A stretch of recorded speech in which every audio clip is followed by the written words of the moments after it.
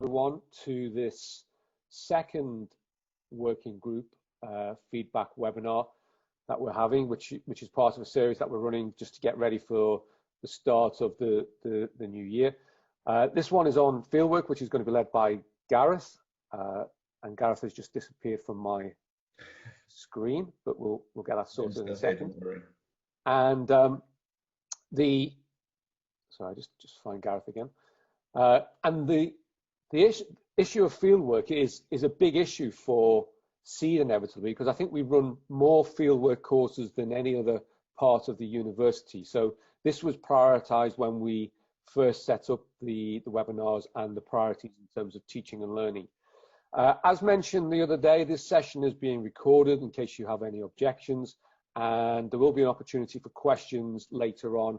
So please use either the chat function or put your hand up some way, or send me a message and we will bring you into the conversation. There'll be further conversations that we've planned during the session anyway. And finally, we will aim to finish 5 minutes before the end at least, so that people can get ready for the session that's immediately following this. So without any further ado, I'm going to, I'm sorry. Gareth, can you put yourself into the spotlight? I think so, by talking. There we go. Okay then, so welcome everyone to this afternoon's discussion webinar on fieldwork within Seed. So just bear with me whilst I share my screen. There we go. So hopefully everyone should be able to see that screen okay. So yes, so welcome. Thank you very much, David, for the introduction. And for doing some of the housekeeping that I was going to raise at the very beginning. So there we go.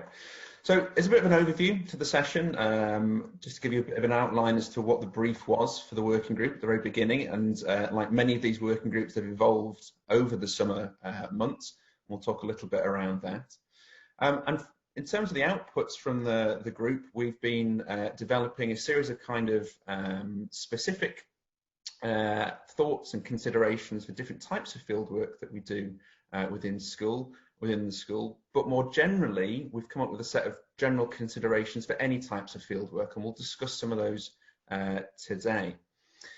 Then later in the session, in about 10-15 minutes time, we'll talk a little bit through a range of different fieldwork scenarios, and this is where you guys are going to get a bit of activity, a bit of a group activity. You can't come to one of these online webinars without taking part in a breakout activity. So we'll get you to think about some fieldwork scenarios to come up with some challenges that you might find under current COVID related issues, but then to think about how you might work around those. And again, we can come back to that at the end and share some ideas there. And finally, we'll flag some resources and examples of good practice that are available right now, and we've included many of these in the guidance document, which I'll talk about in a little moment. And at the very end, I want to kind of leave us with a kind of a positive message to think about where we go next with all of this. Clearly, this is kind of being developed in response to COVID, but perhaps we have an opportunity to think longer term about our fieldwork practices when it comes to teaching and learning. Okay. So just a kind of bit of an overview. Many of these groups, as you know, were set up in response to the challenges in COVID. And to look at the teaching and learning aspects, particularly around field teaching. And when we say field teaching, that's everything from international residential field courses right the way through to day trips around Manchester and the wider environs, through to self-guided field courses, virtual field trips and the like. So we're very much thinking about the pedagogical and conceptual challenges of delivering teaching in the field at the moment. We are thinking about operational. Clearly, they've got to be considered alongside that, but we're very much focusing on the best practice, and we'll maybe pick up on some of those issues later on. So we picked and we've brought in colleagues from across the disciplines within Seed, and as David quite rightly said, we are one of the most fieldwork heavy schools in the faculty, if not the university. So our expertise is wide ranging, and we have a long experience of doing that. So academic and PS colleagues with different experiences and different ways of doing things came together. We shared ideas both through meetings and through kind of emails and shared spaces, to collate and collect those shared experiences. So hopefully we are really reflecting the collective expertise of the school rather than any one discipline in particular. So what have we come up with? And we'll kind of introduce you to some of those in a few moments' time. Well, we've come up with some general principles. I know principles is maybe not the thing we want to be hearing about. It's another document with the word principles in it. But these are general considerations that we think that anyone involved in field teaching in whatever flavour should be considering. And then following that, we've come up with a number of specific challenges and recommendations when doing certain types of field courses, again, residential field courses, day trips, and so on. And hopefully we've come up with a series of recommendations that are helpful, at least in this planning phase or in kind of the discussion phases that you may well be in within your individual disciplines. But what I want to flag is this is an iterative process. Clearly, these documents are responsive to the changing nature of government, university policy and the like, as well as opportunities for sharing best practice. So this is not the final document, this is not the final webinar and the final discussion in this. We do need to keep these kind of discussions live as we go through the rest of the semester and indeed the rest of the academic year. Okay. So in terms of those general principles, those general considerations, we kind of group them under a number of core areas, things like the teaching principles that the universities laid out, as well as commitments that the university and school have made in order to deliver fieldwork in the coming academic year. We can talk through those in the next slide. Right the way through to the importance of supporting the social aspects of field teaching. We all know the importance of the kind of the ILOs and the academic context of doing field work. One of the big benefits from doing field teaching is getting groups out of the classroom, out of the tutorial room, and experiencing something as a group, as a collective. So we'll talk through that as well. Right the way through to kind of logistical requirements, how you might communicate to students, the importance of considering staff time and availability in order to deliver fieldwork safely following COVID guidelines.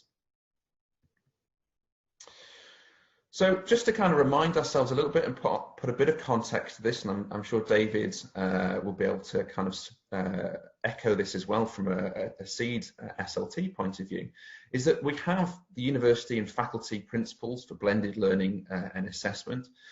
And although there isn't anything specific about fieldwork in those principles, or at least it wasn't obvious on first, second and third in the 10th read of the document, many of those points are still relevant to field teaching. So enabling students to engage in that teaching regardless of their online or in-person ability, for example, or availability. Thinking about assessment being fair given all those circumstances and the like. I think one of the take-home messages we came up with as part of the group is that setting expectations early and clearly is essential, okay, regardless of whether or not it's a day trip, a residential field course and so on. And part of that setting expectations is being clear about the potential for the need for a plan B, for example, or a plan C. Obviously there's the kind of the hope that plan A will run, but what are the backups as well that might be needed to be put in place? The school has a position when it comes to running fieldwork, and the take-home message is effectively we aim to run the advertised fieldwork in the academic year as planned, subject to the current global situation as well as a range of other factors. And that statement is available in the guidance, and it is available currently, I think, or it is available on the GDI website as well as a few other places which we can point you to in due course. In practice, it's a little bit more difficult. Some forms of fieldwork may be easier than others to manage given those circumstances. So for example, residential field course in semester one is not likely to be going ahead. Indeed, many existing field courses like the geography trip to Keswick, the pre-induction trip to Keswick, has already been postponed into 2021. And we'll have to be live to the kind of things changing over the coming weeks and months, indeed days. The recent announcements around maximum groupings and the like also throws additional complications into the mix. So planning for semester 2 courses, in particular the residential and international field courses, is underway within discipline areas, and I'm sure you've been in consultation with your head of discipline area if you're in charge of those field courses, and if not, those conversations are very much live, and decisions about whether or not courses will go or not go will need to be made in the coming months. Now, that's not something that this working group can make those recommendations. That's very much down to the head of discipline areas and the school senior leadership team. So this is a bit of live book passing over to David there. But we're hopefully the challenges that we flag within this guidance document will help in that decision making. And indeed, in the guidance document, in the discussions today, we will probably raise more questions than we nail down with an answer, but they are very much important conversations to take forward into these discussions for semester 2, particularly those residential overseas field courses.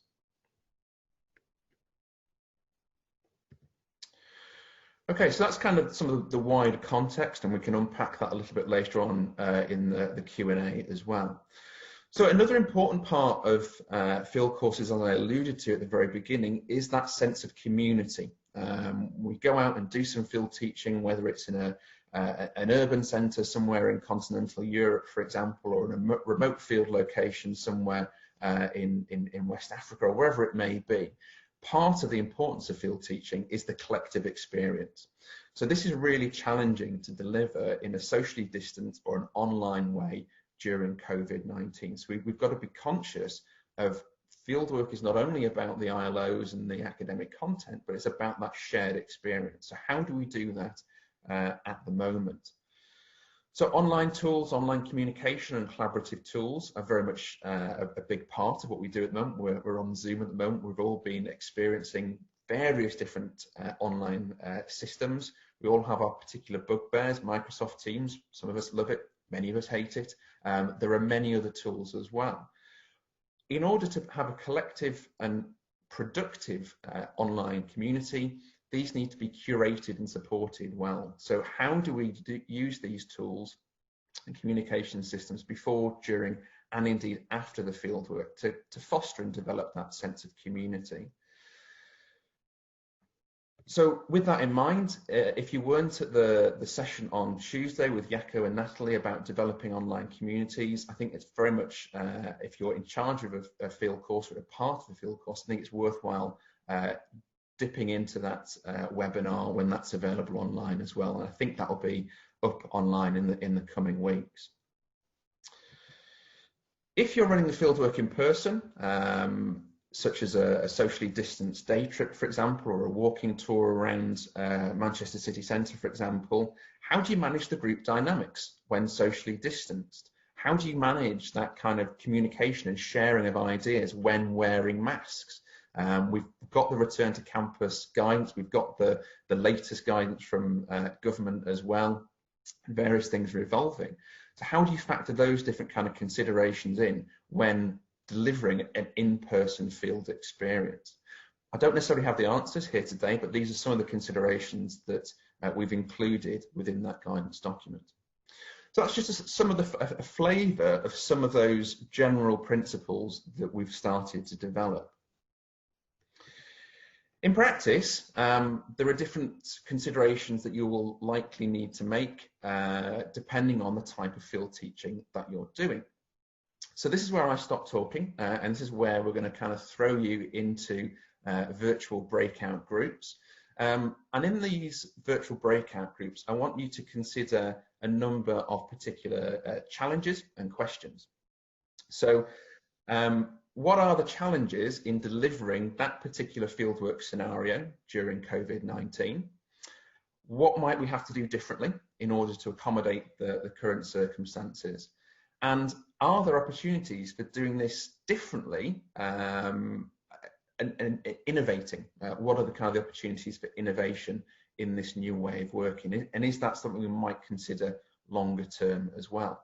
So what are the challenges? What do we need to do differently? And what are the opportunities? So we have 5 scenarios, and I'm going to break you out into breakout groups in a moment. Oh, shouldn't have done that. So we've got about 26 people, and we'll break you out into small working groups, around about 3 or 4 in a second. But I just want to talk through the different scenarios, and here they are. So you might want to take a screen grab, and I've also put these up online in a Google Doc. So if you've got a QR code scanner, you can scan the QR code or use the shortened URL to get to it. So we have 5 scenarios, and we'll split you into 5 groups. I created up to 10 groups depending on the size of the people attending, but I think 5 will be fine for today. So if you're moved into group 1, I want you to consider about how you might run an overseas residential field course to Europe. This is a tour around an urban centre. It includes linking up with local partners and organisations. Group 2, you'll be thinking about a first-year compulsory course, an introduction to planning, an introduction to development, whatever it might be, for around 150 students. So this is a large cohort. It's a half-day self-guided trip around Manchester city centre, and it's open to all students across SEED and indeed across the university. The third scenario is a specialist course, so technical information, for example, where students conduct an independent research project that requires some form of data collection, and indeed many of those students might work with external organisations. The fourth scenario is around virtual field trips as part of an induction programme, showing students the city of Manchester and the wider Northwest region. And the final one is a trip to the Lake District National Park, a day trip with a kind of an orientation thing, the old Cook's tour of old, along with some independent research. These are kind of stops around an area, jump out of the coach, look at something, and so on. So I'll split you out into groups now.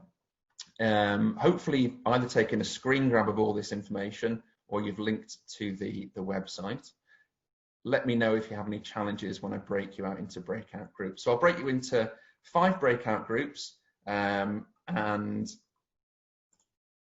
sorry, Abby has just asked for the group. Someone's asked the group to go into the chat. Good shout. So that's the URL for the small group activity. So let's work this out. So I'll move you into a breakout group, work through that scenario. What are the challenges, how you might do things differently, and what are the opportunities that this mode of fieldwork might offer us. And I'll pull you back in about 10 minutes time to have a bit of a shared discussion. Okay, see you on the other side. So welcome back everyone. I hope everyone found that an interesting scenario to talk through maybe, and to chat through a few practical ideas as well as some more kind of conceptual ideas. So I think I asked everybody or each group to have a nominated representative just to have briefly feedback on some of those thoughts to kind of summarize your discussions. And if you can kind of keep them punchy and short, as we've got 5 groups to get through, and I want to open the floor up to broader discussions as well. So group 1, I don't know who was the person there, but if group 1 could volunteer a representative to feedback, that would be very helpful. Jacko, given you spoke so much yesterday, do you want me to step in for you? Please. Yeah. Hi. Yeah, we were a group of 25 going to Europe. The major challenge would be if the quarantine rules change, either before you go or whilst you're there. That might just make things relatively impossible. We talked around how you try and keep people safe in the hotel environment. It's going to be more expensive, single occupancy. The hotel might have a series of rules, but how do you then enforce students if they're going out around the town to actually adhere to those? A lot of the group stuff you might want to do together socially, like having a meal, all 25 of you, probably won't be able to happen either.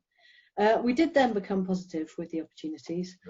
We think there's a lot more that could be done creatively with virtual field trips, particularly if we're given the time and resource to plan it a long way in advance. We can't switch it on a sixpence the day before we're due to go. We need time to sit down and look at what works with Google Earth, Google Street View, getting people doing stuff virtually in small groups, working with data sets, and furthermore, is there the resource and the to send a member of staff or two out to a place with a video recorder, do something that then facilitates a high quality online endeavour. So those were our positive points towards the end. Brilliant. Stick a GoPro on, they run around Barcelona city centre. Yes, please. Fantastic. Thank you very much, Group 1. Group 2. Okay, so we were looking at a self-guided tour around Manchester. And actually, we have to admit, we thought of it a bit more in terms of my own course, but an opportunity there would be that if we did do something like a tour of eco sites and buildings in Manchester, that would be a great resource to make available to all the seeds. So that's an opportunity that maybe we all, it's so much work to create these virtual tours. Maybe we could have a bit of a pool of some of these resources, because we could use these in quite different ways, I expect. So that was an opportunity. Another opportunity that we came up with this was actually setting groups into groups of, we reckon 4, that they could walk around in groups of 4, because on your own we felt that they might be nervous, they might get nervous about being mugged or being lost. In groups of 2, if something did happen, you haven't got one extra person to go anywhere or help each other out. So we thought groups of 4, and actually using that as a bit of a social mixing thing as well was quite nice. And then another opportunity we thought with this as a possibility, if it was very much part of a course, would be to do a circular route with a few members of staff stationed at points and set people off at different, everybody has a different start point and they're supposed to go round, and then there's a real check-in and they get to come and discuss things with us at certain points. But then we did wonder about how realistic that was, if it was raining or people got lost, or how long we're supposed to be standing there waiting for them to show up. Yep. So maybe asynchronous activities might work better, but that was to be considered. And another question was, what about the students who aren't here? How do we make it fair for them? So if we were doing something like this, maybe making some kind of compulsory element of a little video blog or commentary or pictures about some key points that each student saw, that then the other students could use as a resource and check in. But then it's an interesting point, what do they have to do? Maybe they have to comment on, maybe they have to comment on it or do something. So otherwise, what's compulsory for them? Brilliant. Loads of great opportunities, as well as some kind of critical challenges that this throws up. And you think it's quite simple, a self-guided tour. Actually, it throws up a whole raft of questions. Brilliant. Group 3. I realise we're kind of powering through, but it's important that we've got opportunities for feedback from everyone. So Group 3, this was the specialist PGT course with independent research. Yeah, hi Gareth. I've been volunteered for that to speak on our behalf. So this was a slightly complex one. So PGT students, so I think our initial thought about one of the complexities here, it applies to undergraduate as well, but for PGT, we can't assume that they're all starting in the same place, starting in the same country. Certainly for a lot of our PGT courses, they may well be learning from different countries. So it's not a safe assumption that we're all in the country, and if we can do a home-based field trip, that can happen. And then many of the same challenges that were already mentioned, but with the added component that they need to conduct some independent research. That's challenging in terms of doing that safely, in terms of whatever the current policy is on doing field work within the university, but trying to collect data for laboratory work afterwards also then involves restrictions on the number of people who can be in the laboratories, and realizing that there will be extra time needed to do some of this work because of lower numbers in laboratories, assuming they can all get there. In terms of, so we kind of focused on things we might do and some good things that come out of this.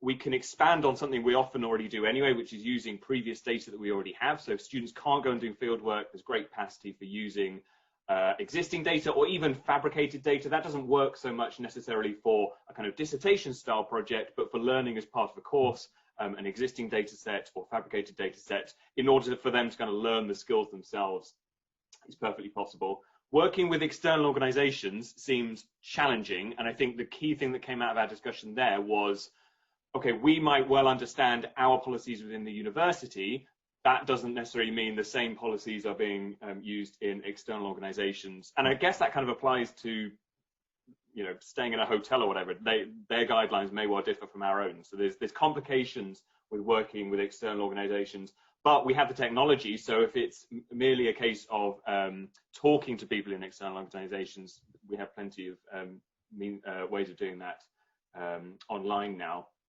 So, and then finally, in terms of doing things differently, this maybe doesn't apply so much to collecting work for, say, a dissertation, but for learning skills. We talked a lot about the idea that investing a bit of time here, creating some quality resources, some quality virtual field trips, or good quality videos of us practicing certain methods in the field that can then be used time and again this year or next year. That's not really necessarily related to the current environment. That could be useful as an ongoing teaching resource anyway. And I think we probably talked about a few other things, but I can't remember then, and that's probably enough anyway. Brilliant. No, that's fantastic. And the independent research is an important part of many programs. And again, we all collectively need to work through that. So shared resources is a great way of thinking about that. Okay, group 4. This was the virtual field trip for an induction program, I think. Yeah, I'm going to speak on behalf of that group. So in terms of the challenges, we kind of thought the main challenge would be the time you have to invest in the setting up of a virtual field trip. It's going to be quite labour intensive. And kind of then also, if you want to make it a bit dynamic, go out and do some filming, the practicalities of that, being socially distant and safe whilst you're out doing it, and the person who's filming you. And kind of also the, none of us are necessarily trained in using video technologies or kind of the kind of technologies you need in order to set up a virtual field trip, so there might be a bit of a learning curve there as well. And then kind of once it's already set up, how do you get the students to engage with it? So you can provide all of these resources and encourage them to work through it, and kind of maybe have key questions that they can think of at each stop off, and things like that. But then how that's still them just thinking about it on their own. So how do you then bring it back to a more of that group kind of shared experience? We thought of ways you could do that, through kind of online classes and things, going away, coming back and reporting back, things like that. The second question, how we might do things differently under the current circumstances. Well, this is one of the solutions people have been putting forward. So kind of virtual field trips are the possible solution to the current circumstances. So that's that. And then in terms of opportunities, always good to finish on a positive note. So some of us already use virtual field trips in our teaching. So for example, one of our second year courses in geography uses a virtual field trip in California. So we thought maybe it would be an opportunity to get in touch with the people in California to see if they might want a swap, and take their students around the northwest of the UK. And then to echo what Joe said as well, it's an opportunity to share around the rest of SEED and the rest of the university to see if anyone else could use this as a resource. And we also thought it might be useful for admissions and kind of advertising geography and SEED on social media as well. Brilliant. I'm glad you mentioned the California trip, because that's on the next slide. And I like that idea of an exchange of trips as well. And final question, this was a kind of a classic touring trip around the Lake District with a couple of independent bits of research for group 5. Okay, that will be me. Reporting group 5, we're only 2 people, but still had a good discussion. I think one of the big challenges, particularly to the Lake District, can be capacity of coaches. I know colleagues in Liverpool who have done that in the past. They tend to use minibuses, and if you then have social distancing, that can be a bit of a challenge with larger groups. One thing to consider if you get on and off the coach a lot is the time that it takes. If you socially distance while leaving a coach and going back on a coach, so you might not be able to visit that many locations or site in, let's say, in a day trip. So that's one thing to consider. One thing that came to my mind was also, because we would visit a rural area, there might be some criticism towards that in terms of the potential of bringing the virus to a remote rural location. and there might be local resistance to that. So that might be something to consider if you bring a large number of students there. In terms of response to that, one option would be to split, let's say, a course or a group into smaller groups that visits different locations, rather than everyone just going to one or two locations. But that requires more staff. And in terms of staffing, it would require probably more staff who are not just there to look after the students, but also to know about the content of the course. So you couldn't, you would probably need more staff to actually prepare the field trip, also in terms of its content. In terms of backup options, it's quite important to be quite clear early on what happens if we need to cancel it, to have clear scenarios early on in the module saying this is what would happen if we can't do this, and to maybe build in more desk-based study, let's say, into the assignments. So I have a similar course, housing planning and development, where we go to different sites on one day trip. And I already plan to do that there's more within the assignment, that there's prior to the field trip, desk-based study of the sites that we visit, so that in case you can't go physically there, there is still something you can do with a virtual field trip as a replacement if needed. Thank you very much, Gareth. I'm going to have to cut you off there, unfortunately. We're kind of coming to the end of the session, but I think that's really, really helpful. So, I mean, those are just some scenarios that we might come across in our teaching. Different disciplines, different areas will be doing different things, but hopefully that gives us a bit of a flavour.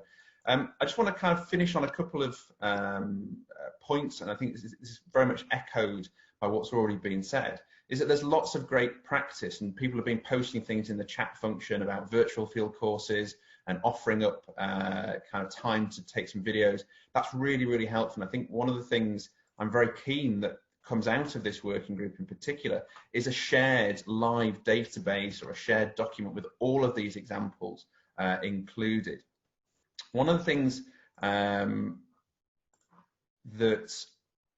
we've all mentioned, I think, nearly in all of our reports back, is the importance of virtual field courses, or the perceived benefits of virtual field courses. And we have lots of those available to us. We've mentioned some in the chat already, and shared experience of delivering those as well. So Emma's mentioned the California trip, and likewise. Our professional societies and related organisations like the Field Studies Council are regularly updating their web pages with examples of this. The Enhancing Fieldwork Learning Group had their annual meeting on Tuesday. It was an entire day around delivering field teaching during COVID. And again, all of those links will be on the in the guidance document. So in terms of where we go next, just to kind of finish us off a little bit, again, conscious of time, is that the guidance document will be uploaded onto the SEED website, I'm hoping early next week, which will take into account some of the more recent updates in guidance and practice, such as the maximum 6 person, all that kind of stuff.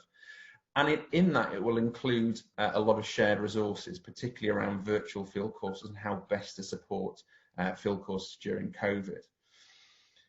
And the kind of the last point I want to make is something that I think this goes beyond the kind of the remit of the COVID response, is more looking long term about how we do field work across SEED, how we think about our sustainability aspects, given we have our third pillar at the University on social responsibility, thinking about our carbon emissions from international travel, for example. I know there's been a group in geography looking at that across the UG field course programme. Our students, do we still deliver what they need? Are our training opportunities through fieldwork still fit for the industries and careers that they will go into in the future? And tied into that is kind of the internationalisation agenda and the changing nature, perhaps, of internationalisation. So I think there's an opportunity. I think if people are interested in discussing these things further, please drop me an email. I think it might be interesting to maybe discuss this over a lunchtime coffee or a chat at some point later in the semester. And again, we can circulate details via the SEED main list and school bulletins in due course. But I want to put that out there as let's try and think about this longer term as well as the immediate COVID response. Okay, back over to David there.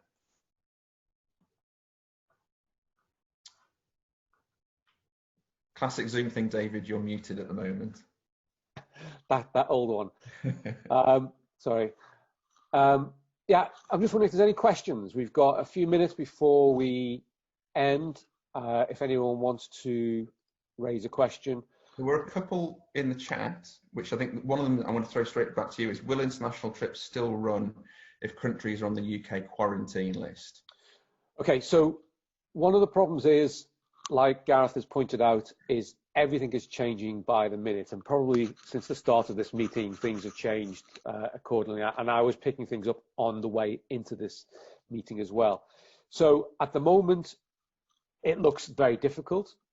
It looks unlikely on some aspects, but the other side of this is it's on a case-by-case basis. So on some plans, it would look highly unlikely, and then on other plans, it would seem eminently possible. I've actually got a flight booked tonight at 10 to 9, and I don't know if I'm flying or not. So, you know, that's the world that we live in. And could we deal with that uncertainty with a group of 20, 30, 40 students? I don't know. So we're going to have to balance everything out according to risk. You know, we'll provide the support for you so that these decisions are not being made alone. We're all in this together. And equally, what we're also trying to do is maximize the student experience as best as we can. So, you know, let's just keep talking about this. This isn't being resolved today. And as Gareth has said, hopefully this is the start of something rather than just a moment in time. Are there any other questions that anyone would just like to ask? I'll just click on the question about masks. You know, who knows after yesterday's announcement of Super 6, you know, where do we stand? And as Gareth and I were just discussing a moment ago, you know, how do you even identify a group of students? Because students are meant to be exempt, or educational experience is meant to be exempt. How do you identify a group of students on an educational experience? And how do you distinguish between a group of students on a pub crawl and a group of students who are studying something? So, you know, I suppose there is a difference somewhere. Any other questions that anyone's got? Because I do want to give people a chance to... I think Will's got his hand up. Will? Hello there. Yes, thanks. Just a brief observation, really. I suppose something that concerns me is that the experience of taking students out into the field for field work, one of the main things that potentially can be taught or indirectly taught is sort of perseverance in the face of challenges, dealing with uncertainty, adaptation, flexibility.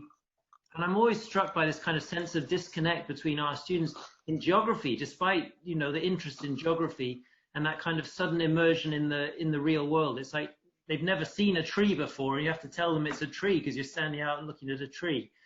And I think that might be quite hard to, that same aspect might be quite hard to develop. I mean, I'm working on developing a virtual field trip this semester as well, but I don't know how you overcome the banality of looking at something on the screen, and whether ultimately that actually develops the same vital characteristics of creative, competent learners. But I think I don't know. I don't see it's neither a question nor an insurmountable, and I'm curious to see what comes from it. I mean, sorry, Gareth. Really important, Will. Some of these intangibles that we put on that are important as part of fieldwork, it's really hard to replicate. And I do take your point on there, is that some of those kind of resilience and overcoming adversity is part of what we do in the field. So yeah, I think take your point there. I think I wanted to, something really struck me when you were saying that. Another thing that's the intangible there is the observation and the struggle to work things out. And I'm a little worried that with some of our virtual field work, we might make it almost a bit too easy and full of information, and here's great videos and here's all this resource. And actually some of it is just the kind of trudging around and going, what on earth is this lecturer trying to get me to see here? I don't know. But that, of course, was a real opportunity with that self-guided Manchester tour, is actually to give very little information and just say, stop here. And then that becomes a discussion point later. So stop here, what do you see? So maybe 10 points or something. What do you see? Why is this important? Yeah. So that's a thought to throw out there. I think we need to keep challenge in this. Make it kind of boring and difficult some of the time. Good point, thank you. Okay, I'm going to have to move this on now to because we've got another session. So can I just again thank Gareth for his work and hopefully take him up on the offer to keep this conversation going, because this is really important. There's a lot of work going on in this area, and it's important that we try to combine that. And also thank Lorna for pulling us all together as well. And then just to remind you, there's another session at 2 o'clock, so I'll finish this one now and then see some of you slightly later. Thanks, everyone.